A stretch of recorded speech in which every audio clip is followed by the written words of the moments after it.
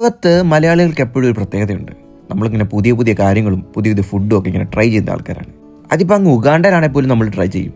പക്ഷേ ഇത് ഉഗാണ്ടയൊന്നുമല്ല, ഞങ്ങളുടെ അടുത്തുള്ളൊരു രാജ്യമാണ് ലാറ്റ്വിയ. ഞാൻ ആദ്യമായിട്ട് പോവാണ്. അപ്പോൾ ഒരു ഫുഡ് കഴിക്കാൻ പോവാം എന്നൊരു കഥയായാലോ. ഒരു ഗ്രാമത്തിൽ ഒരു മനുഷ്യനുണ്ടായിരുന്നു. അവൻ ജീവിതത്തിൽ മുഴുവൻ ഒരു സ്വപ്നം കണ്ടു.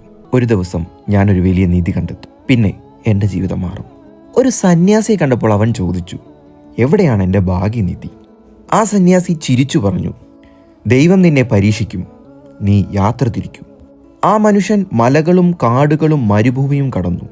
വർഷങ്ങളോളം അവൻ കുഴിച്ചെങ്കിലും സ്വർണവോ രത്നങ്ങളോ ഒന്നും കണ്ടില്ല. വൈകല്യത്തിൽ അവൻ വീണു, കരഞ്ഞു, ദൈവമേ, ഞാൻ എന്താണ് മുഴുവൻ ജീവിതവും കളഞ്ഞത്? അപ്പോൾ ഉള്ളിൽ നിന്നും ശബ്ദം കേട്ടു, മോനെ, നീ വീട് വിട്ടുപോയപ്പോൾ ഒന്നുമില്ലായിരുന്നു. ഇന്ന് നീ തിരിച്ചു വരുമ്പോൾ അറിവും അനുഭവവും സ്നേഹവും അവയെല്ലാം തന്നെയാണ് യഥാർത്ഥ നിധി.